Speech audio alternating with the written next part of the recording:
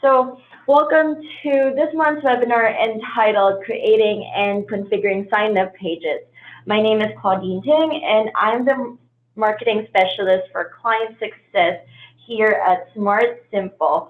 Before we get started, I'd like to remind you that Elevate is happening next week. I see some familiar names here that I know will be attending, so just to let you know, Mark and I are definitely excited to see you over there. And those of you that are still debating if you want to come and just do a trip to Nashville on a whim, we're there and very excited to meet you as well.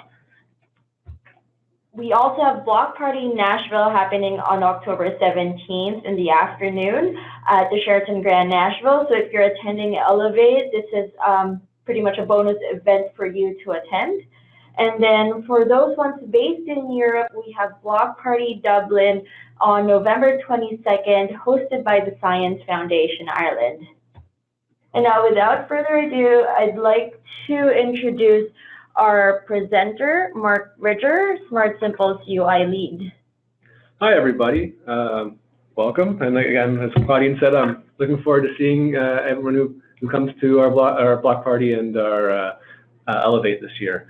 So I'm going to be talking about sign-up pages, also known as registration pages. And if you have any questions, just put them through, and Claudine will let me know. And we'll have a question and answer at the end as well. So a sign-up page or a registration page is going to let your users and organizations gain access to your system. All right, we're going to talk about 4 things: the types of sign-up pages, how to create them, some advanced options, and again, we'll have a question and answer. Now, there's been a lot of changes to sign-up pages over the last year or so, so I'm going to cover a lot of that new information and new things that you're going to be able to use now. So when we talk about sign-up pages, it's basically 2 general types. There's the user, so like an individual, and the organization, be like a company or a partner or whatever it's going to be. And then within that, we sometimes combine them too, because you want to sign up an organization and a user at the same time. Or sometimes you want to look up an organization, so you don't want to have a whole bunch of duplicates. Or sometimes you want to verify an organization before you allow them to put it into your system, make sure that they are indeed a charity. So the first thing we're going to look at is the user sign-up page, which of course creates users in your system, right? And you're creating these users so that they can theoretically log in and do something. You don't have to give them permission or access to log in, but typically that's what you want to do. They want to be an applicant, or they're going to review an application, or some other type of actions in the system. So what I'm going to do first,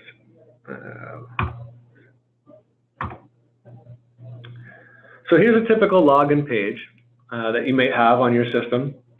And the first thing someone comes in, a lot of times we'll put a register button on the login page. It's optional, but if you want it, that's where it would go typically. And someone would click that button, and it would bring them to what we call a routing page. Because you may have multiple sign-up pages, and you may not know, the user may not know which one is right for them. So on this routing page, they'll see their options. So right now we're talking about user sign-ups. So I'd say, okay, I'm an individual who's applying. I'm going to click on that one. And now what you see here is this is a privacy policy. So I've set up my sign-up page to show our privacy policy to all our users before they come in. So they have to either accept the terms of using the system and read over my privacy policy before I let them enter their information. Because people are very sensitive about entering their information, all your personal information, and we want to make sure they understand how we're going to use it and that we're going to be respectful about using it. So once they've accepted that, then they're going to come in, and then here's your standard user sign-up page. So they get their first name, last name, and eventually submit it, and that will create a user in the system. Things marked with the star are obviously mandatory. So that's how the user sign-up looks. Now, the next one we're going to talk about is the organization and user combined. So I just want to show you how that looks quickly. And the benefit here, of course, is that you probably don't want to create a user and then create an organization. You want to do them at once, because that'd be kind of silly. So with the organization and the user sign up, the organization always goes on the top, and then the user goes on the bottom. And it's the same thing. You fill in the top, fill in the bottom, click submit, and it will create that user in your system. And I'm going to show you how we configure these in a second, but I just want to walk you through what they look like first so you have context about what we're configuring when we do go to configure it. So the next one I'm going to talk about is the Ajax Lookup, or the Lookup. Now, the reason why we do this, and we do this for a lot of research organizations, is let's say I got 4 people from one organization, from a university, and they all want to register and apply. We don't want all 4 people coming in and creating that university over and over again, so you have duplicates in your system. So instead what we do is we pick which categories of organizations you want to expose that you fund or that you've approved, and we allow those users to sign up directly underneath the existing organization. So this is really helpful in the research area, but in other areas such as like insurance or something, you may not want to expose certain categories of organizations. So again, the lookup allows you to enter a name. Let me show you it. It'll be easier that way. So if I come in and I'm going to do the lookup now.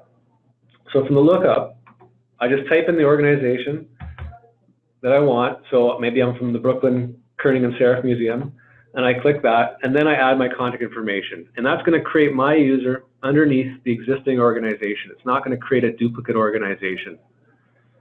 So there's some benefits for doing that. All right. Hopefully you guys have some questions. You'll stop me soon. Let's see. And then the other one I want to talk about is the verification.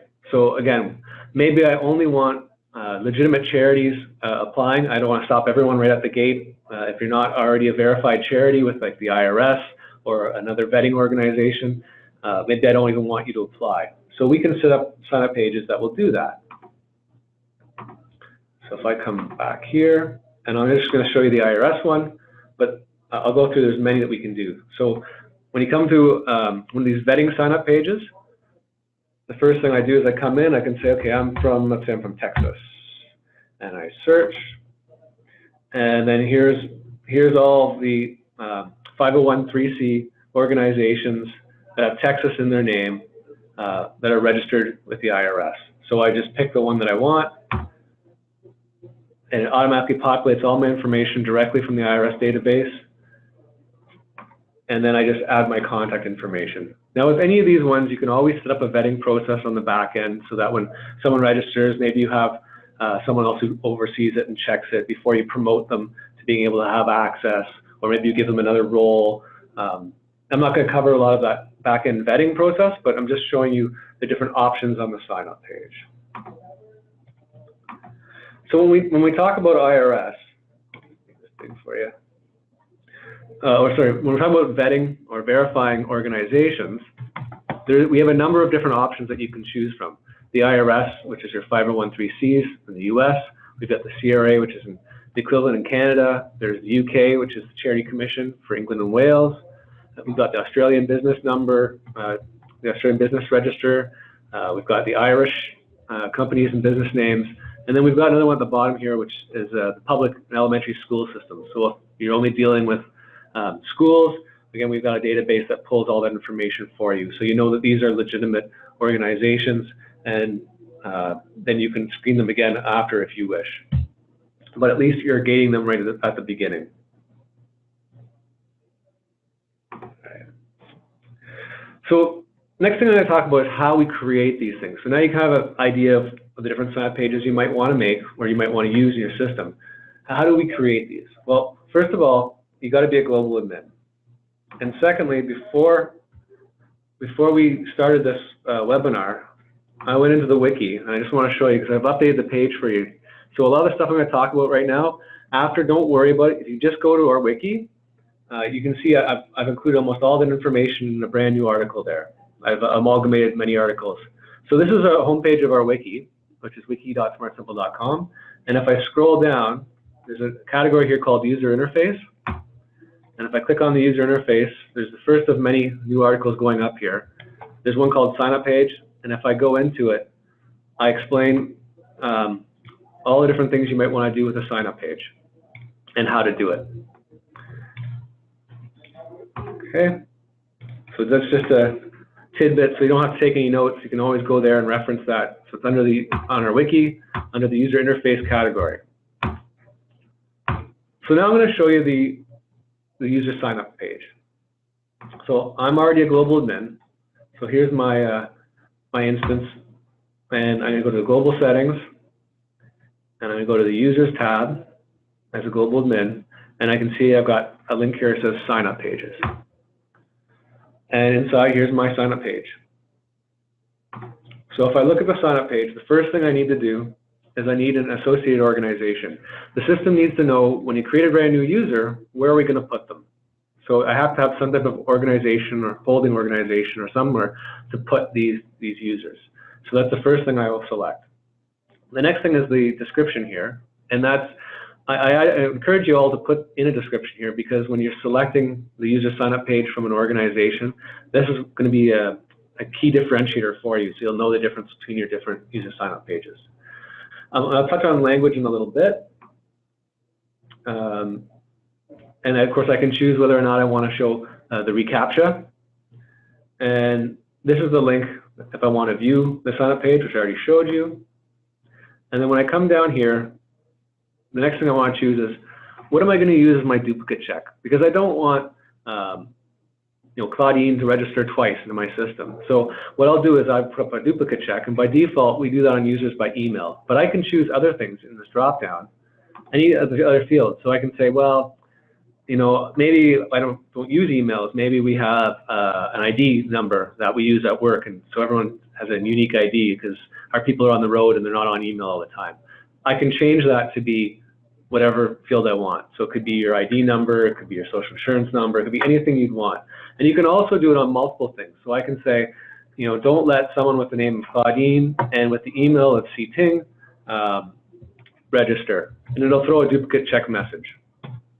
Now underneath it here we have our options for the behavior. So I've set this up, and I usually recommend we always set it up to only create a new user. If one exists, it's going to throw a message and say, hey, contact your administrator. Someone matching this already exists within the system, or something to that effect. And down here is your message. So yeah, a user matching information you entered already exists. Please contact your system administrator. So that's what comes up by default. You may want to change that message. It's as simple as just typing something different here, but that's the default. And then the next thing is we choose, do we want to give them access? Are they going to be able to log into the system or not? So that's what the access type is. And the next thing that's important to note is the roles. So if any of you don't know what roles are, it's a way of grouping like users together. And we do that to permission what they can see and do. So an applicant may be able to see and do different things in the system than a reviewer or an administrator. So when we create the new user, what roles do you want to give them, or what roles do you want to remove from them? And you can add and remove roles when you're signing up. The next thing, which is a newer option here, is page layout. Now we recommend default. People used to hand code these things, but we recommend just leave it on default, and it'll always look good and it'll always work well for you. And that way you don't have to worry about future upgrades. So the default means if you turn on the default, you don't have to ever look at any HTML if you don't want to. So after that, we can see here, when I go back to this sign up page for a second. So when I go to the sign up page, I can see there's information here. Let me do a different one. Well, I can see there's like an instructions field, there's organization information. All those fields are surfaced right here. So if you have the default template on, you can just change this information here. So I want to call it a contact, not a user. Or maybe I want to call it the company, not an organization. Maybe I don't want to call it instructions, I want to call it something else. This is where you modify that. And then when you submit it, you're given a confirmation page. And the confirmation page information is again all here, as well as what link. So once they've confirmed, what do you want to do? Typically you want to send them back in so they can log in. All right, so that's how we modify the content on the page.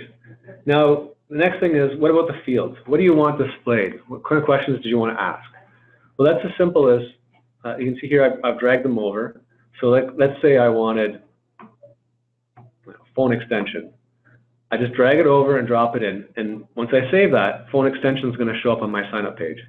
If I want phone extension to be first, I can just drag and drop it there. It's now first. If I want to, I don't want it, I just hit the little X and it's gone. So that's how I populate all the fields on my sign up page.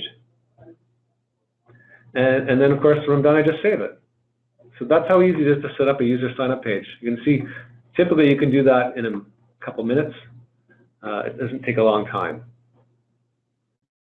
All right. Now, if I want to do an organization and a user sign up page, so I want to do two at the same time, again, it's very easy. I'm going to go again to global settings. Instead of users, this time I'm going to organizations. And then I go to sign up pages. And here I've got one already pre-set up just to save us time. And it's done exactly the same way as the other one. The only difference is I have to pick the contact sign up page that I want. Where is that now? Oh, here it is. So you can see it says attach contact sign up page. So from the drop down, I pick that sign up page that I just created, I just showed you. You pick it there, and your page is done, and you save it. So you set up the same way. I drag over the organization fields I want. I attach that contact sign up page. I choose what roles I want to give, except for we call it categories when we talk about organizations.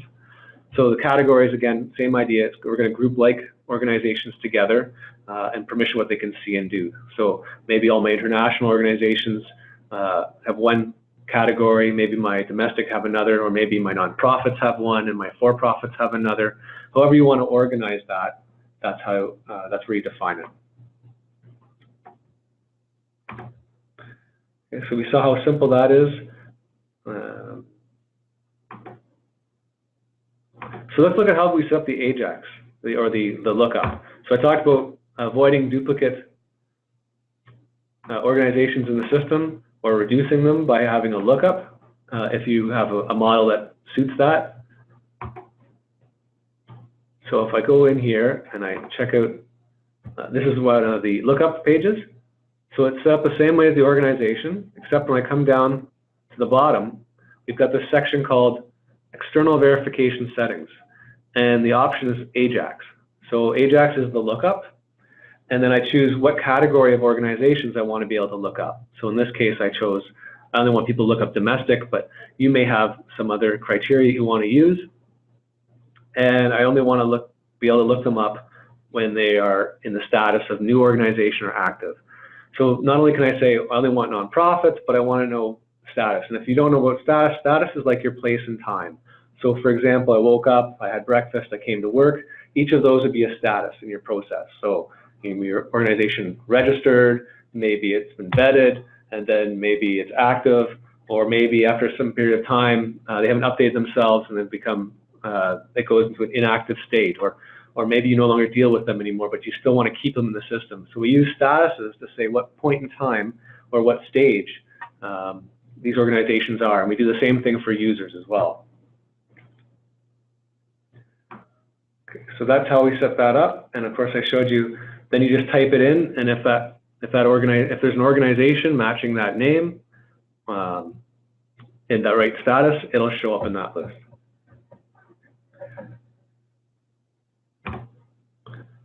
Okay. So the next one I wanted to show you was the third-party verification. So I already showed you the IRS one, but let's show you how it's configured. So if I come back in here, I'm going to show you the IRS. So again, it's the same way as your other ones. Again, the only difference is instead of Ajax, this time I'm going to pick IRS. But you can see the other ones I talked about, the NCS, the UK, ABN, are all here. So with this one, with the IRS, I pick, I don't know if you noticed, but there's a bit of a wizard now that takes you through. So you come in, the first screen, you say what organization name or EIN number I have, and then it takes me a second one where it shows me a list, and then I select it from the list, and then it populates the sign-up page. So the instructions that show up in that are right here. So the sample instructions and the result instructions. So these are the search instructions are what you see first. The result instructions are what you see in the intermediary screen, and then the last one is your sign-up page.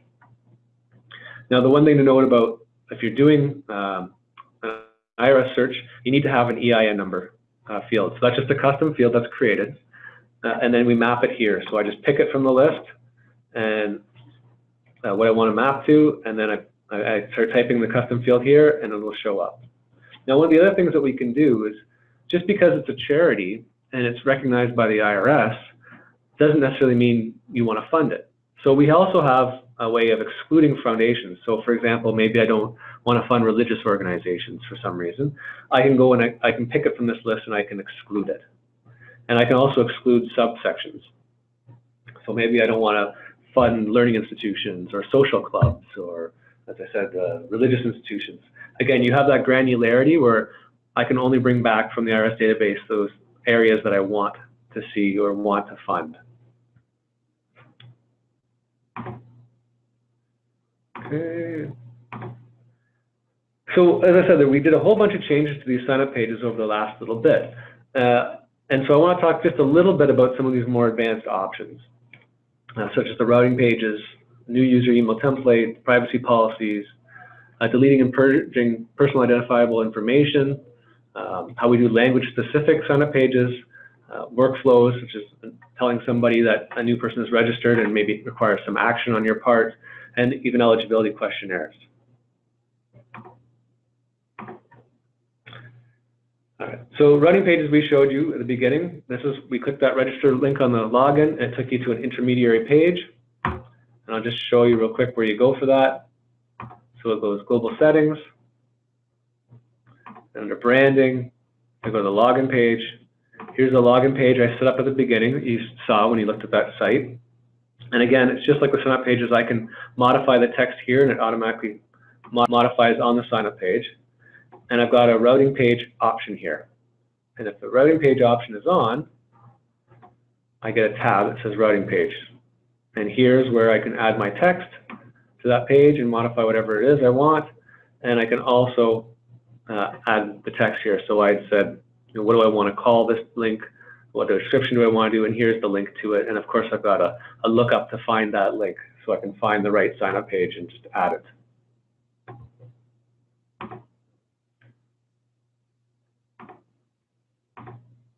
Now, when a new user gets created, they're sent an email that gives them their username and password and lets them log in.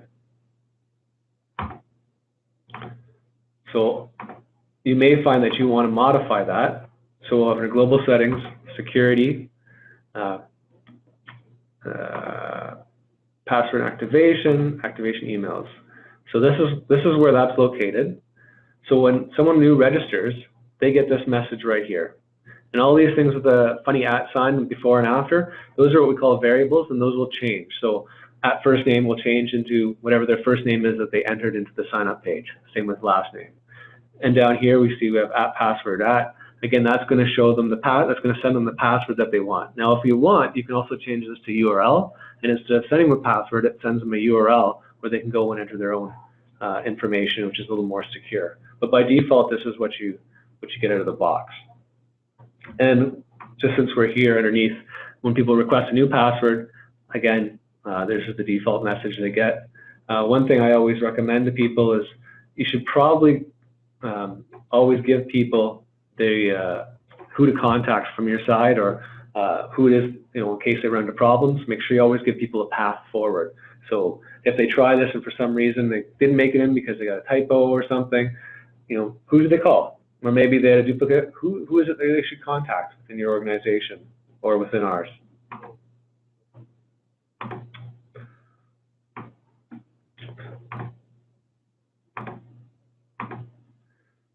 All right, so the next thing is the privacy policy. So when I register in, you saw we had a terms and conditions page that came up, and it says, you usually use this to tell people, how you're going to handle their information, because it's sensitive taking people's private information. So by doing this, you can show them how you're going to handle it, and you get them to accept it, and we can generate a log on that. So we know that no one who's into the system, everyone who's into the system knows how we're going to use it, and they've accepted those usage agreements. And I'm just going to show you real quick where that's set up. So again, global settings, security, privacy and security policies, and this is where I've set it up. So I've set up that one that you saw, and I've set up user acceptance is required. So when they come in, they have to accept my terms and conditions, and then a PDF's generated, and we have we know that they've accepted it. So people can't say, oh, I didn't know you were collecting my information. So, well, yeah, you accepted our terms and conditions. We showed it to you before we even let you enter any information. Now, when we're talking about personally identifiable information, that you're gonna need to collect that, because if people want to receive monies or whatever you're doing in the system, you're gonna need to know who to send this to or who these people are.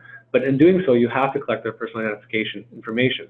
So again, what some organizations will do is they'll set up a retention policy to remove that personal identifiable information after a set period of time, or they maybe want to have an on-demand removal process. So either way, it's always best to let people know who they should contact to be able to remove or purge this information that they've entered if they no longer want to deal with your organization or any other reason, if there are any concerns.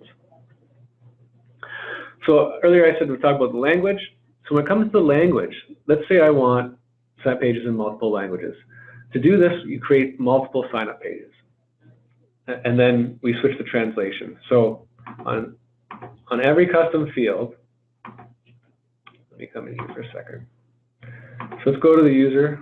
All right, so here I have a custom field. So this is like one of those questions you asked on your form. And on this custom field is asking for a photo, but that's irrelevant to this. So on every custom field, there's this thing here called language settings. And what that enables me to do is, by default, this question is going to say photo. But if I want, if someone's logging in German, I can change that word photo to something else. Or same with French or Spanish. And so I can set on the field level every single caption as to what I want it to change to when I'm in that language. Then, when I'm on the sign-up page, so I'll go back to the user sign-up page just for fun. I've got this language setting here. So when you create your sign-up page, you just say, this one's going to be French, and then it'll show those French captions automatically to them. And of course, then you would enter French in down here for all these fields. So that's how we handle multiple language sign-up pages.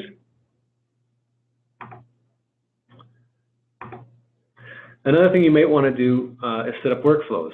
So again, if someone's registered, maybe I have a manual vetting process that I want to do, or I want some type of check and balance where I'm going to let them in, but I'm going to have someone from my organization go back and double check and make sure that they're okay and that this isn't fraudulent. So again, you might want to set up a workflow to notify someone that you've had a new registrant has come in, or there's some other reason I have to action things. So again, on the sign-up page, you can set up workflows. But on the sign-up page itself, there's a drop down. There you go, right here. So I can attach a workflow.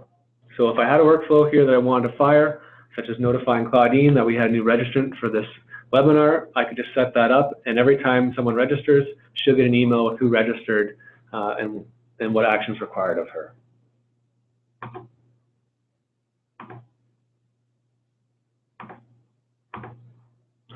Sometimes people want to do an eligibility questionnaire as well. So before you let someone sign up, maybe you want to see if they're eligible.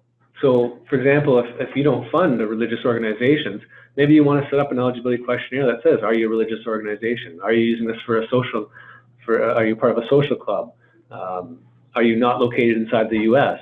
Whatever the criteria is that would make them fail right off the bat, instead of making them go and fill in the whole application to find out that they get rejected, you can set up an eligibility questionnaire first and ask them those questions that are going to invalidate them before you even let them enter any information. The way we typically do that is we usually set up another UTA, which is a universal tracking application, much like a submission manager, and where they just go and ask a few simple questions. And then if they pass all those questions correctly, they answer the right way for you, then we redirect them to the sign-up page. So that's how we typically would do that. Yeah, and now, so one last thing I wanted to show you before we open the floor for some questions is back to when I was talking about those fields. So for example, I'll go to my field, my user field. So let's say I wanted to make a change to one of the fields on my form. All I have to do is, is go to that field. So I navigate to the field as I did here, and I make the change and save it, and automatically it'll apply to the sign-up page. I don't have to go back into the sign-up page and resave. Same idea as if I wanted to make this mandatory field, again, I can just check that off and it'll become mandatory. I can change the caption. I can change whatever I want here, and it'll automatically apply. So, yeah. So I know that was a bit of a whirlwind tour, but let's open up the floor for questions and answers. All right, thank you so much, Mark, for that presentation. I have a question over here. When creating an organization under the Ajax version, do organizations that are already in the system show up? Yes, based on the category and the status that you define. Yeah, so any organization that's in the system that is in the organization or status you've defined will show up in that list. Okay. So you can filter so you don't show everybody, you're showing your specific ones that you want. Okay. Mm-hmm. Anybody else? Anyone have questions? I encourage you all to go to the wiki article. You can let me know when you see me if it's helpful or not, or if you think, you know, I tried to be as robust as possible in here.